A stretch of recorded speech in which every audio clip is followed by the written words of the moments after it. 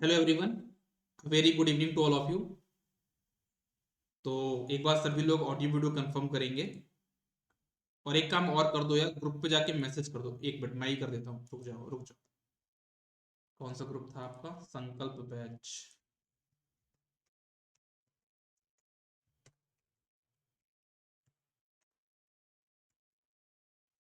Okay, चलो group पे message कर दिया।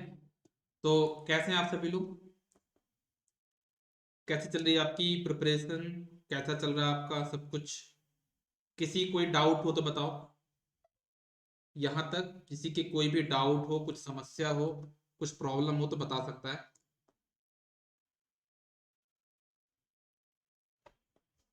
हम्म।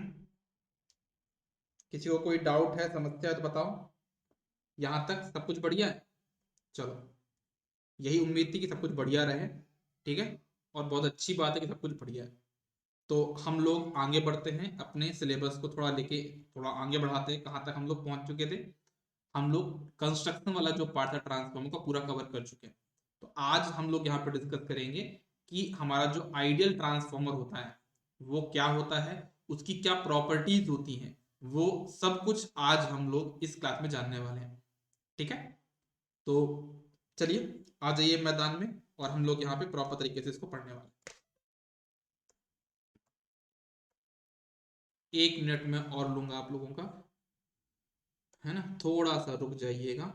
थोड़ा सा मैं पेन में कुछ चेंजेस करना चाहूंगा। हम्म।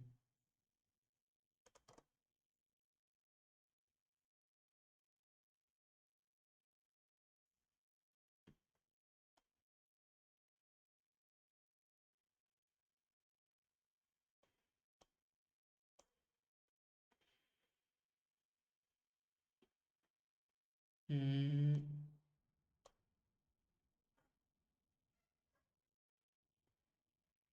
चलो, आई थिंक अब परफेक्ट है। कुछ कलर सिलेक्शन वगैरह करना था मुझे, तो वो मैंने कर लिया है। ठीक है। चलिए, तो आप सभी लोग यहाँ पे हेडिंग पुट कर लीजिए, आइडियल ट्रांसफॉर्मर। ठीक है ना? आप सभी लोग यहाँ पे हेडिंग पुट कर लेंगे, आइडियल ट्रांसफॉर्मर।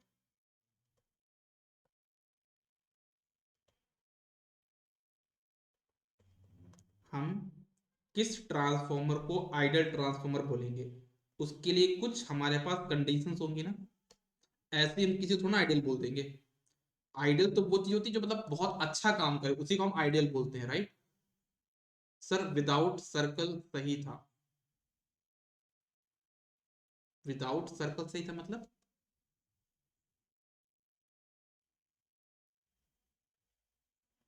सर्कल कहाँ पे आ गया?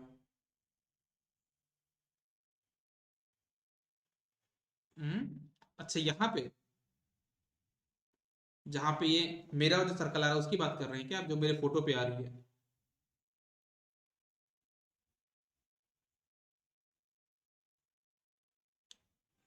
अरे सॉरी मत बोलो, ऐसे डायरेक्टली बोल दो कहाँ पे, मैं समझ नहीं पा रहा हूँ कहाँ की बात कर रहे हैं आप। मेरे फोटो पे जो आ रहा है उसको हटाने की कोशिश करूँ क्या मैं? एक बार रुको, लाइन पे रहो, लाइन पे रहो, है ना? देखते हैं यार, अगर हो जाएगा तो बहुत अच्छी बात है। सर्कल अगर दिक्कत कर रहा है ना, तो उसका भी इलाज तो होना चाहिए। इसको ओह, दूध आ गए अंकित सर।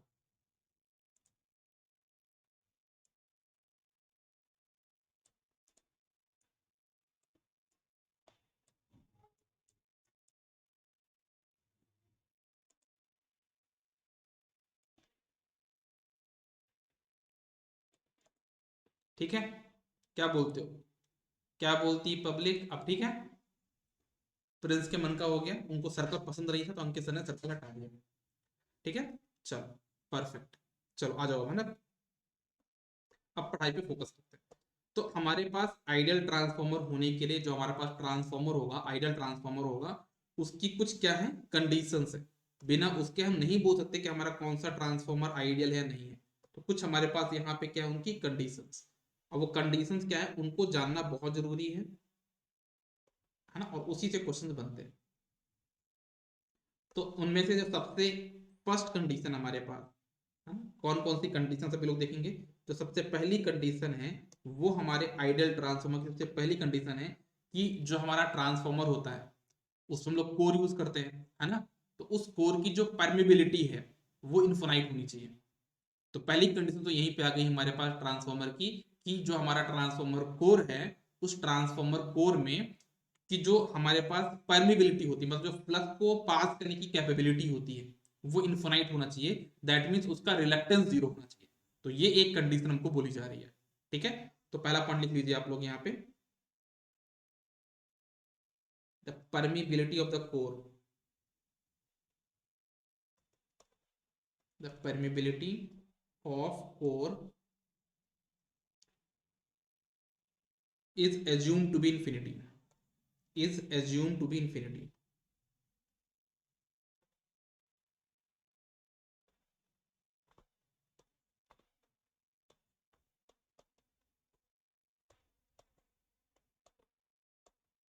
ये आपका इन्फिनिटी होना चाहिए। ये रही हमारी पहली कंडीशन। ठीक है, अगर अगर अगर मान लीजिए अगर हमारे ट्रांसफॉर्मर की परमेबिलिटी इन्फिनिटी है, इसे थोड़ा समझते हैं कि अगर हमारे ट्रांसफॉर्मर की permeability mu equals to infinity है, ठीक है, अगर म्यू हमारे पास यहाँ पे क्या है, इसका इन्फिनिटी है, तो इसका क्या मतलब हुआ, म्यू अगर हमारे पास इन्फिनिटी है दैट मीन्स कि उसका रिलक्टेंस कितना होगा, बताओ सभी लोग, कि उसका रिलक्टेंस आपके पास यहाँ पे क्या होगा, ऑलमोस्ट जीरो। मतलब फ्लक्स को अपोज करने वाला कितना है, कुछ भी नहीं, कोई अपोज नहीं कर रहा फ्लक्स। अगर हमारे ट्रांसफॉर्मर कोर का रिलक्टेंस जीरो है दैट मीन्स हमारे फ्लक्स को कोई अपोज नहीं कर रहा है।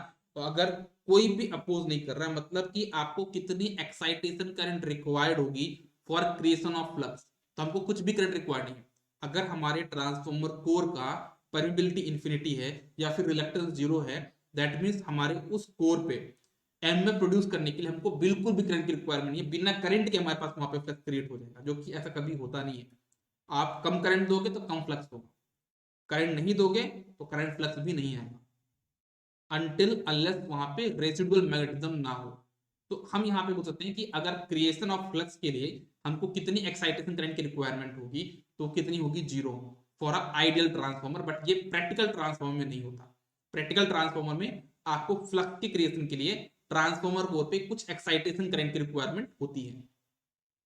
तो आप इसको चाहते लिख सकते हैं,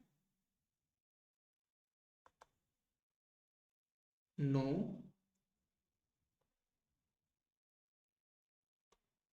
excitation current required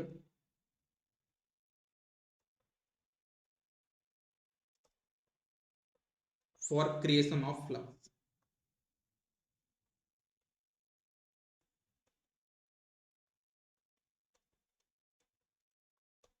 राइट, तो ये हमारे ट्रांसफॉर्मर की पहली कंडीशन बन के तैयार हो गई।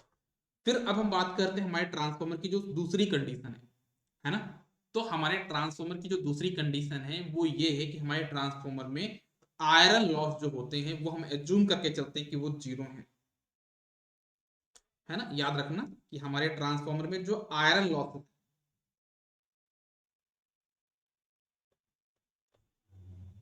Are assume to be zero.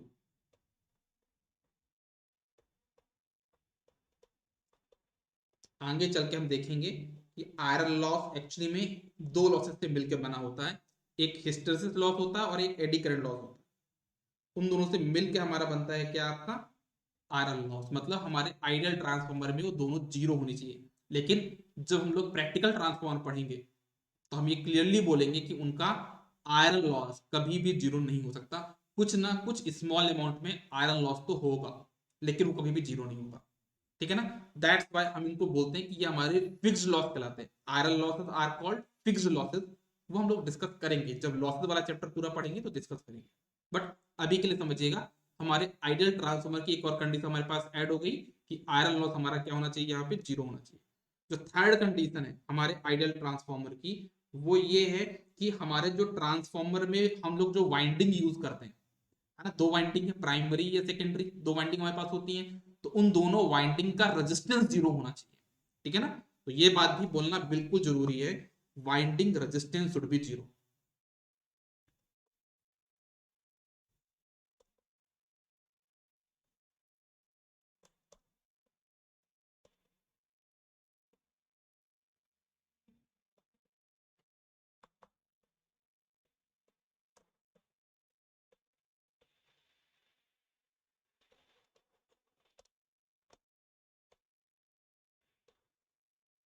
कि आपका जो वाइंडिंग रेजिस्टेंस है वो आपका जीरो होना चाहिए, जिससे आपका कॉपर लॉस भी क्या हो जाएगा, जीरो हो जाएगा। लेकिन याद रखना, कॉपर लॉस जीरो है इसका ये मतलब नहीं है कि वो आइडियल ट्रांसफॉर्मर है ना। तो बहुत से लोग गलती कर देते हैं, इस कंडीशन को लिख के बोल देते हैं कि सर कॉपर लॉस जीरो होना चाहिए। नहीं, this is the not condition for ideal transformer. Ideal transformer की ये कंडीशन नहीं है कि हमारा जो कॉपर लॉस वो जीरो होना चाहिए। एक्चुअल जो कंडीशन क्या है, वो वाइंडिंग रेजिस्टेंस भी जीरो। अब लोगों के दिमाग में डाउट आएगा कि सर वाइंडिंग रेजिस्टेंस अगर जीरो है, वाइंडिंग रेजिस्टेंस अगर जीरो है, ठीक है, तो हमारा आई स्क्वायर आर कितना होगा, जीरो होगा। मतलब कॉपर लॉस जीरो हो गया, तो फिर आप ऐसा क्यों बोल रहे हो यार सर कि हमारी ये कंडीशन नहीं होती, कॉपर लॉस जीरो होता, जीरो तो हो रहा है कॉपर लॉस। लेकिन एक बात आप भूल रहे हो, कॉपर लॉस सिर्फ आर पे डिपेंडेंट नहीं है, वो आई पे भी डिपेंडेंट है। वो आपका आई पे भी तो डिपेंडेंट है। मतलब अगर आपने करंट को जीरो कर दिया तब भी आपका कॉपर लॉस जीरो हो जाएगा ना। मतलब आप सेकेंडरी साइड को ओपन सर्किट कर दो, लोड को हटा दो, लोड को उठा के फेंक दो, तब भी तो आपका कॉपर लॉस जीरो आएगा, लेकिन वाइंडिंग रेजिस्टेंस है ना। तो कहने का मतलब यही है कि आप एक कॉपर लॉस नहीं बोलोगे कॉपर लॉस जीरो होना चाहिए आइडियल ट्रांसफॉर्मर में, है ना। वो आपका प्रैक्टिकल ट्रांसफॉर्मर भी कॉपर लॉस जीरो होता है। समझ में आई बात क्या बोला मैंने। अगर आप करंट को जीरो कर दोगे ना, तो भले रेजिस्टेंस है कॉपर लॉस जीरो किया जा सकता है। आप यहाँ पे ये कभी मत बोलना कि copper loss should be zero. जैसे मैंने यहाँ पे आयरन लॉस बोला, is assume to be zero, आप यहाँ पे बोलते ना copper loss are assume to be zero, गलत हो जाएगा आपका ये, है ना। आपको वाइंडिंग रेजिस्टेंस यहाँ पे बोलना पड़ेगा, क्योंकि हम कॉपर लॉस को तो दूसरे तरीके से भी जीरो कर सकते हैं, करंट को जीरो करके। भले वाइंडिंग का रेजिस्टेंस है, लेकिन जो वाइंडिंग का रेजिस्टेंस है दैट मींस वो आइडियल ट्रांसफॉर्मर नहीं है। ठीक है, चलो नेक्स्ट पॉइंट जो आपको समझना है, एक और हमारे पास आइडियल ट्रांसफॉर्मर की कंडीशन होती है जो कि मैं आपको बताना चाहूंगा। वो होती है कि हमारे ट्रांसफॉर्मर में कपलिंग कोफिशिएंट, मतलब जो फ्लक्स क्रिएट होता है ना प्राइमरी साइड में, वो पूरा पूरा फ्लक्स सेकेंडरी साइड जाना चाहिए। हम ये मान के चलते हैं कि जो कपलिंग है वो 100%, ठीक है ना। तो ये मान के भी आपको चलना है कि कोफिशिएंट ऑफ कपलिंग जो हम लोग पढ़ते हैं ना, नेटवर्क में पढ़ा था, के इक्वल्स टू 1, के की वैल्यू 0 से 1 के बीच में होती है कपलिंग की वैल्यू। तो वो कपलिंग की वैल्यू 1 होनी चाहिए फॉर एन आइडियल ट्रांसफॉर्मर। तो आप चाहो तो ये भी सकते हो, coefficient of coupling should be assume to be 1। Coefficient of coupling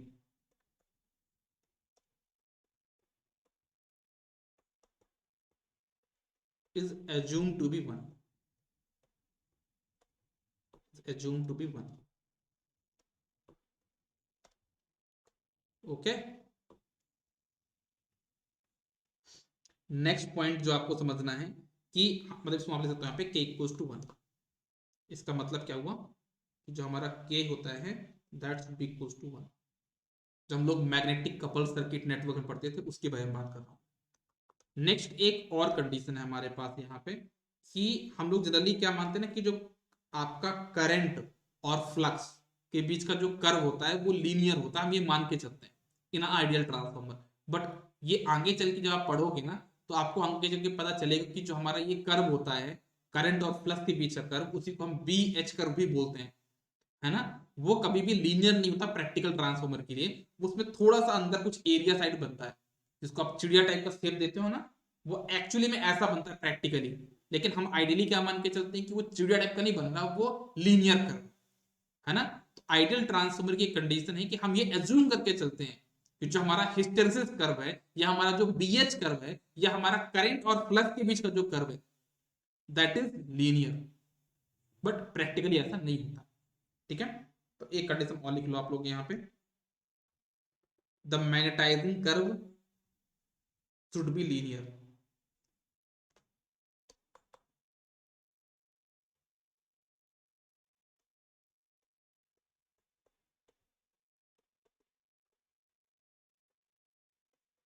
the magnetising curve should be linear. ठीक है, समझ में आया कि नहीं आया। मतलब इसी कर्व को हम लोग क्या बोलते हैं, मैं लिख देता हूं।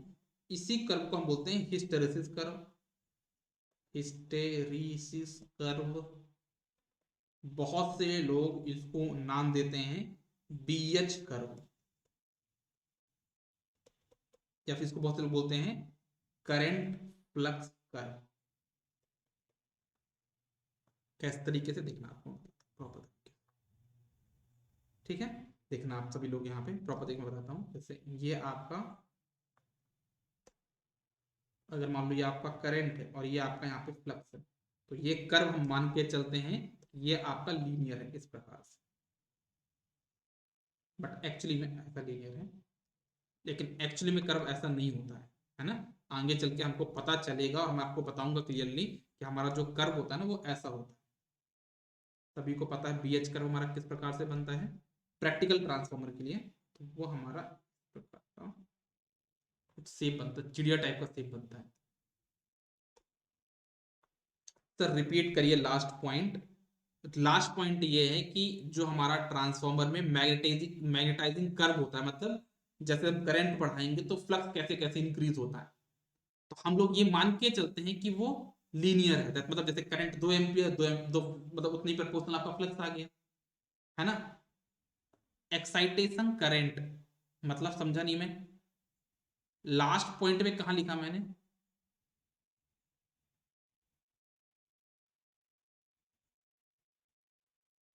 लास्ट पॉइंट पे कहा लिखा मैंने एक्साइटेशन यार? आप फर्स्ट पॉइंट की बात कर रहे हैं क्या? क्यों, आप फर्स्ट पॉइंट की बात कर रहे हैं क्या? अच्छा फर्स्ट पॉइंट पे, ओके। फर्स्ट पॉइंट में मतलब ये है कि देखो हमको फ्लक्स चाहिए, ट्रांसफॉर्मर के ऑपरेशन के लिए हमको फ्लक्स चाहिए, है ना। अब फ्लक्स मिलेगा कैसे? फ्लक्स हमको दो तरीके से मिल सकता है। देखो मैं आपको प्रॉपर तरीके बताता हूं, आप नोट मत करना, आपको बस एक्सप्लेन कर रहा हूं, ठीक है। देखो हमारे ट्रांसफॉर्मर में इसके ऑपरेशन के लिए हमको चाहिए फ्लक्स। फ्लक्स हमको दो तरीके से मिल सकता है। पहला तरीका है परमानेंट मैग्नेट, लेकिन इसकी लाइफ बहुत कम होती है, राइट, है ना। और ये बहुत ही स्मॉल यूज के लिए यूज किए जाते हैं जो परमानेंट मैग्नेट है ना, इनकी जो स्मॉल यूज के लिए, क्योंकि इस ये महंगे भी होते हैं ना। एक बात ये भी ध्यान हो कि ये जो परमानेंट मैग्नेट कॉस्टली भी होते हैं और लो पावर रेटिंग के लिए यूज होते हैं, लाइफ भी कम है, महंगे भी हैं, छोटे छोटे यूज के लिए होते हैं। तो ये हमारे पास एक सही तरीका नहीं है फ्लक्स को पाने का। मतलब एक लिमिटेड सोर्स आप बोल सकते हो, जो परमानेंट मैग्नेट आप कुछ अमाउंट तक ही फ्लक्स ले सकते हो, इसको लिमिटेड सोर्स बोल सकते हैं हम लोग। लेकिन हमको एक ऐसा सोर्स चाहिए जो कि अनलिमिटेड बन सके, मतलब जितना हम करेंट उतना फ्लक्स बने। उसके लिए हम लोग यूज करते हैं क्या, इलेक्ट्रोमैग्नेट। इलेक्ट्रोमैग्नेट मतलब क्या होता है, एक कोर है, उसके ऊपर वाइंडिंग लपेट दो, उसके ऊपर मस्त वाइंडिंग लपेट दो, यहाँ से करंट पास करो, बन गया फ्लक्स, यहाँ से निकलता है यार। करंट बढ़ाओ फ्लक्स मिलेगा। इसी का कॉन्सेप्ट यूज करते हैं कहाँ, ट्रांसफॉर्मर में।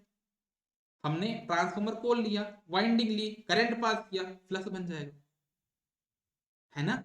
तो ये एक्चुअली हमको फ्लक्स की रिक्वायरमेंट है, हमको ट्रांसफॉर्मर के ऑपरेशन के लिए किसकी रिक्वायरमेंट है, फ्लक्स की रिक्वायरमेंट है। और फ्लक्स पाने के कितने तरीके हमारे पास यहाँ पे, फ्लक्स को पाने के हमारे पास यहाँ पे कितने तरीके, दो तरीके हैं। पहला तरीका क्या बताया मैंने, परमानेंट मैग्नेट। दूसरा मैंने बताया आपको क्या यहाँ पे, आपका इलेक्ट्रोमैग्नेट, इसको बोलते हैं इलेक्ट्रोमैग्नेट। दूसरा तरीका आपका इलेक्ट्रोमैग्नेट। लेकिन अब आपको समझना है कि ये वाला तरीका हम यूज नहीं कर सकते, दूसरा तरीका हम यूज कर सकते हैं। लेकिन उसके लिए जो दूसरा तरीका, उसके लिए मुझे क्या चाहिए, कोर। और कोर के साथ चाहिए मुझे वाइंडिंग। और यहां से मैं करंट पास करूंगा तब मुझे यहां से फ्लक्स मिलेगा। लेकिन अगर मैं बोल दूं कि ये जो कोर है इसकी परमेबिलिटी इंफिनिटी है, म्यू इक्वल्स टू इंफिनिटी है, दैट मींस मुझे यहां पे करंट नहीं देना, करंट जीरो पे यहां पे फ्लक्स आने लग जाएगा, जो कि प्रैक्टिकली पॉसिबल नहीं है ना। मुझे फ्लक्स क्रिएट करने के लिए क्या चाहिए, करंट चाहिए। लेकिन अगर मैं ये म्यू इक्वल्स टू इंफिनिटी रख दूं, दैट मींस इसका रिलेक्टेंस कितना है, जीरो। बिना करंट के फ्लक्स आ जाएगा, जो कि प्रैक्टिकली पॉसिबल नहीं होता है। ये आइडियल ट्रांसफॉर्मर की कंडीशन बनाई गई है, समझे बेटा। एहे,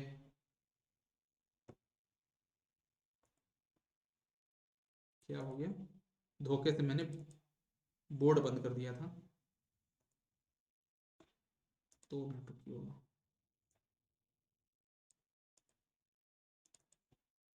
समझ गया। गॉड, बहुत बढ़िया, चलो।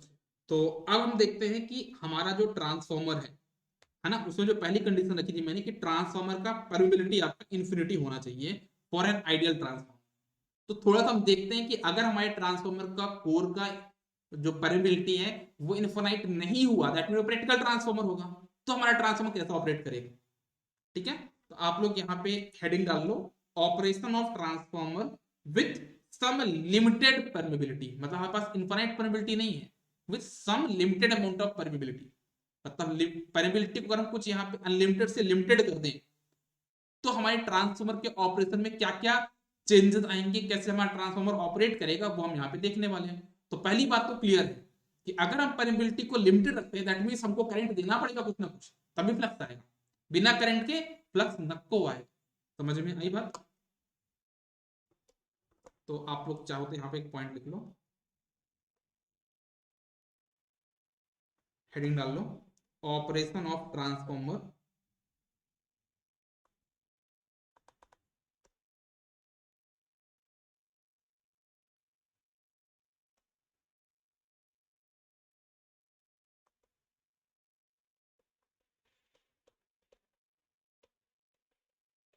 Operation of transformer with with finite permeability of core, with finite permeability of core। Okay, हमारा ट्रांसफॉर्मर कैसे ऑपरेट करेगा with finite permeability of core, वो हम लोग यहाँ पे देखने वाले हैं। तो कैसे होगा देखना, ये मेरे पास ट्रांसफॉर्मर का कोर हो गया, this is my transformer core. Okay, और यहाँ पे मैं दो वाइंडिंग लगा देता हूँ। ठीक है, तो देखना सभी लोग, यहाँ पे मैंने ट्रांसफॉर्मर पे क्या लगा दिया, वाइंडिंग। थोड़ा जल्दबाजी में मैं वाइंडिंग ऐसे बना देता हूँ, देखना ना आप लोग, आप लोग एज्यूम कर लेना ये वाइंडिंग है। समझने के लिए क्यों मैं बार बार घुमाऊं इसको, ऐसे मैंने बना दिया, आप समझ जाइए कि वाइंडिंग है। ठीक है, और मैं यहाँ पे सप्लाई देने वाला, ठीक है ना। ठीक है भाई, मुझे सप्लाई तो देनी पड़ेगी ना, कि नहीं देनी पड़ेगी, मेरा सप्लाई काम तो ना कर जाएगा ये, सप्लाई तो देनी पड़ेगी। तो ये मेरे पास सप्लाई हो गई, और ये मैंने सप्लाई को कनेक्ट कर दिया अपने इस साइड, मतलब प्राइमरी साइड, क्योंकि मुझे पता है जहाँ पे मैं सप्लाई कनेक्ट करता हूँ वो मेरी कौन सी वाइंडिंग में जाती है, प्राइमरी वाइंडिंग। और मुझे यहाँ पे अपने लोड को कनेक्ट करना रहेगा, फिलहाल मैं अभी कोई लोड कनेक्ट नहीं कर रहा हूँ। ठीक है, ऐसा। तो यहाँ पे मैंने सप्लाई दी, कैसे, alternating supply, V I input voltage. तो मैंने आपसे क्या बोला था कि मेरे पास यहाँ पे क्या होगा, कुछ फाइनाइट करंट फ्लो होगी just because of the source, इसको बोलते हैं आई यू। और जब ये करंट आपके n नंबर वन टर्न, आपका n1 नंबर ऑफ टर्न है, इसमें n2 नंबर ऑफ टर्न है, तो जब ये वाली करंट इसमें से जाएगी तो यहाँ पे क्या क्रिएट होगा, एमएमएफ। और क्योंकि कोर का यहाँ पे कुछ रिलक्टेंस भी होगा, क्योंकि मैंने क्या बोला आपको, इसकी परमिबिलिटी फाइनाइट है, तो इसका रिलक्टेंस जीरो तो नहीं होगा, कुछ रिलक्टेंस होगा, जिसकी वजह से मेरे पास यहाँ पे कुछ फ्लक्स प्रोड्यूस हो जाएगा ट्रांसफॉर्मर कोर पे। तो मैंने आपको क्या बोला, मैंने आपसे यही बोला ना कि हमको अगर फ्लक्स क्रिएट करवाना है ना, ट्रांसफॉर्मर वाइंडिंग में या ट्रांसफॉर्मर कोर पे अगर हमको फ्लक्स क्रिएट करवाना है, तो हमें कुछ limited amount of current supply करना पड़ेगा from the supply, from the source to the winding, तब जाके हमारे पास यहाँ पे फ्लक्स क्रिएट होगा। तो जैसे अगर मैं बात करूं कि यहाँ पे सोर्स तो अल्टरनेटिंग है, तो करंट भी कैसी होगी, अल्टरनेटिंग होगी, तो आई इक्वल टू कितना हो जाएगा आपके पास, I M sine omega T, है ना, इतनी आपके पास करंट आ जाएगी, जिसको मैं बोलता हूँ आपका कौन सी करंट, मैग्नेटाइजिंग करंट। क्योंकि ये इतनी, ये करंट क्यों हमने ड्रॉ करी, सोर्स ने क्यों करंट दी, क्योंकि इसको पता है, सोर्स को पता है कि कोर में आपको फ्लक्स क्रिएट करवाना है, फ्लक्स क्रिएट करने के लिए कुछ करंट की रिक्वायरमेंट है, तो इस वजह से हम इसको बोलते हैं magnetising current.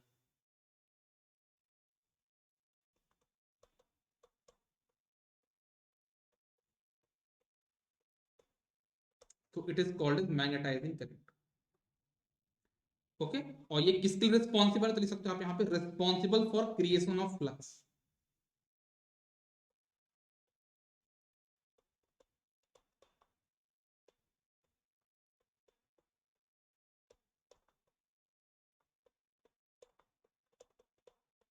Responsible for creation of flux.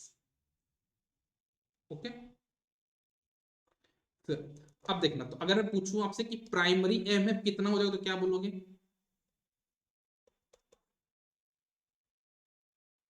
Primary side मेरा एमएमएफ कितना आ जाएगा तो क्या बोलोगे? N1 IMU। तो मेरे पास अगर IMU की वैल्यू पुट करो कितना हो जाएगा? IM sin omega T. तो इतना मेरे पास यहाँ पे प्राइमरी एमएमएफ आ गया। ओके, तो फ्लक्स कैसे होता है अकॉर्डिंग टू फैराडेज लॉ, है ना? हमको पता है फ्लक्स क्या होता है। Flux equals to MF upon reluctance. फिर उसके बाद हम ईएमएफ निकालते हैं अकॉर्डिंग टू फैराडेज लॉ। लेकिन पहले हम देखते हैं फ्लक्स के बारे में। फ्लक्स क्या होता है? MMF upon reluctance. तो आपका क्या हो जाएगा? N1 IM sin omega T divide by reluctance R, है ना? तो अब मुझे पता है कि ये वैल्यू कितनी होती है हमेशा, एक कांस्टेंट को इसको बोलता है फाई एम। तो फ्लक्स मेरे पास कितना आ जाएगा?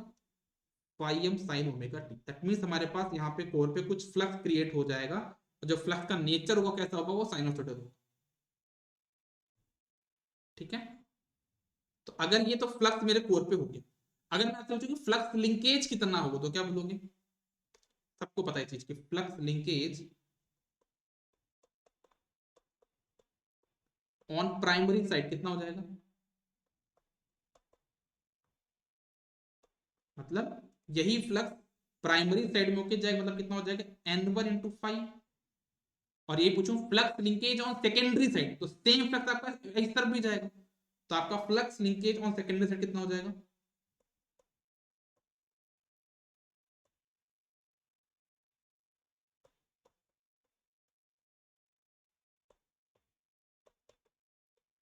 so that will be our N2 into 5।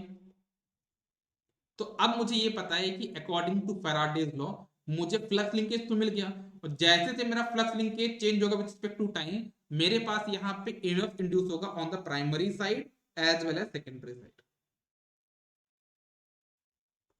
क्योंकि मुझे पता है according to statically induced EMF we can have induced EMF on that winding according to Faraday second law.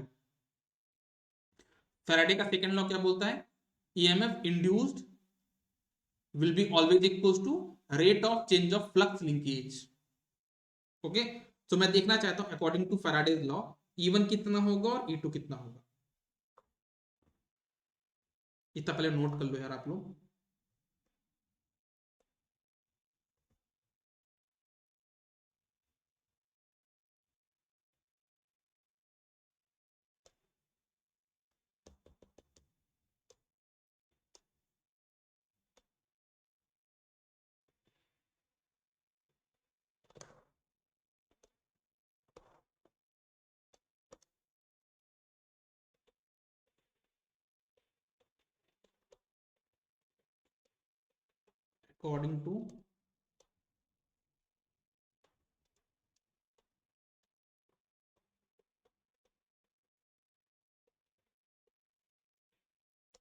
According to Faraday second law हमारे पास यहाँ पे क्या मिलने वाला है? हमको यहाँ पे मिलेगा EMF induce on the primary side E1 equals to minus of N1 D phi by D T. ठीक है, और जो ये ईएमएफ इंड्यूस है वो कौन सी वैल्यू है आपकी? दैट इज योर कौन सी वैल्यू है? That is your maximum value, है ना? तो क्या होगा आपके पास यहाँ पे? सभी लोग देखना, आप सभी लोग देखना यहाँ पे क्या हो जाएगा मेरे पास। अगर मैं इसको सॉल्व करता हूँ तो मेरे पास यहाँ पे हो जाएगा E1 equals to how much? अगर मैं इसको इंटीग्रेट कर दूं तो हो जाएगा minus N1 pi M, okay, omega cos omega T. ठीक है, तो इतना हमको यहाँ पे देखने को मिलने वाला है E1। अगर हम इसको डिफ्रेंशिएट करते हैं तो डिफ्रेंशिएशन मैं आपको नहीं करा रहा हूँ। क्यों नहीं करा रहा हूँ? क्यों करा हूँ?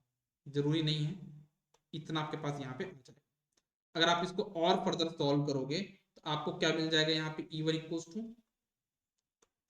माइनस साइन को आप इस कॉस में कन्वर्ट कर लो, तो ये बन जाएगा आपका N1 phi M, okay, omega into cos omega to सकता हूँ मैं साइन 90 माइनस थीटा, है ना, लेकिन साइन 90 माइनस थीटा, लेकिन माइनस साइन का हो जाएगा ये साइन थीटा माइनस 90, मतलब ओमेगा टी माइनस 90।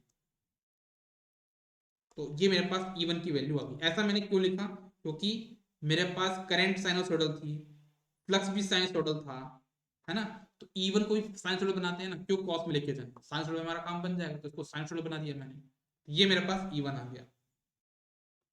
ठीक है, अब अगर मैं आपसे पूछना चाहूं कि मेरे पास इसकी मैक्सिमम वैल्यू कब होगी, तो इसकी मैक्सिमम वैल्यू कितनी होगी, N1 फाइव एम ओमेगा, है ना, इसकी मैक्सिमम वैल्यू कितनी E1 की, ये साइनसॉइडल आया ना, तो E1 मैक्सिमम कितना होगा, ये हो जाएगा आपका कितना, N1 फाइव एम ओमेगा, हाँ या ना, ओमेगा मतलब क्या होता है, 2 पाई एफ, ये आपका E1 मैक्स आ गया। ओके, अब अगर मुझे इसकी आरएमएस वैल्यू चाहिए तो क्या करूंगा मैं, E1 आरएमएस अगर मुझे निकालना है तो मैं कैसे करूंगा, 2 पाई एफ से डिवाइड कर दूंगा, सॉरी √2 से डिवाइड कर दूंगा, तो क्या हो जाएगा, N1 pi M 2 pi F divided by √2। ठीक है, तो मुझे यहाँ पे क्या मिलेगा, मुझे यहाँ पे मिल जाएगा E1 RMS, E1 RMS equals to, अगर हम सॉल्व करेंगे तो मिल जाएगा 4.44 N1 पाई एम एफ।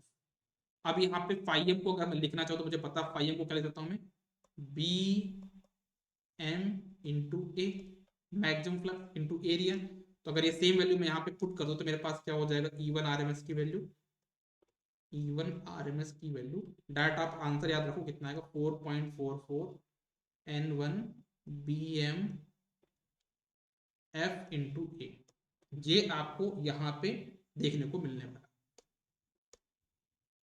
तो this is your E1 RMS.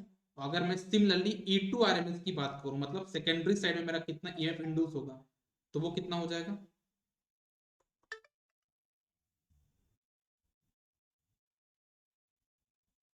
Okay, तो ये हमारे पास हो जाएगा E2 RMS is equals to 4.44 N2 BM F into A. तो ये हमारे पास दोनों साइड, हमारे प्राइमरी साइड और सेकेंडरी साइड हमारे पास क्या हो जाएगा, ईएमएफ जनरेट हो जाएगा। That means we are transferring power from primary to secondary.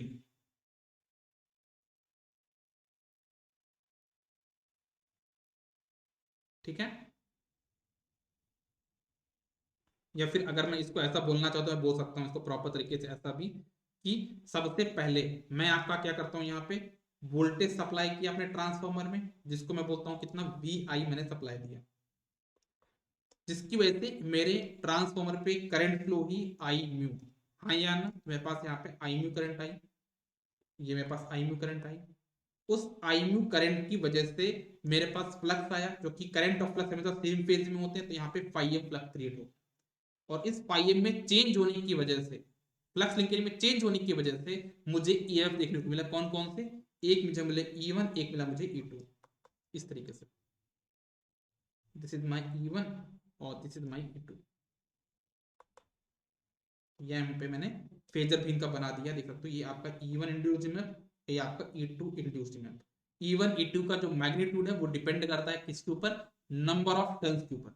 अगर नंबर ऑफ टर्न्स E1 में ज्यादा है, दैट मींस E1 अल्टरनेटली ज्यादा बड़ी बनेगी, E2 छोटा बनेगा। अगर number of turns secondary side ज्यादा है तो E2 वाली मैग्नीट्यूड जो होगा वो ज्यादा। ठीक है, तो ये रहा आज की क्लास के बारे में, जहां पे मैंने ट्रांसफॉर्मर की जो ईएमएफ इक्वेशन होती है वो आपको डराइव करके बताया कि कैसे हम अपने ट्रांसफॉर्मर में ईएमएफ इक्वेशन को पा सकते हैं। मुझे लगता है कि सब कुछ चीज समझ में आ गई होगी। अगर तब भी किसी को डाउट है तो आप लोग कल तक का वेट करो, कल हम लोग क्या करेंगे, इसी के बेस पे ऑब्जर्वेशन पढ़ेंगे। वो ऑब्जर्वेशन बहुत इंपॉर्टेंट, क्यों इंपॉर्टेंट है, इंपॉर्टेंट इस वजह से है क्योंकि मैं उन पे क्वेश्चन सॉल्व कराऊंगा, उस ऑब्जर्वेशन से आपका ये टॉपिक और भी मजबूत बन जाएगा। ठीक है, तो चलो आज की क्लास को यहीं पे खत्म करते हैं और मिलते हैं नेक्स्ट क्लास। कोई डाउट किसी को, कोई समस्या, कुछ भी तो बताइए जरा। किसी को यहाँ तक कोई डाउट समस्या कुछ भी हो तो पूछो, पूछ सकते हैं आप लोग।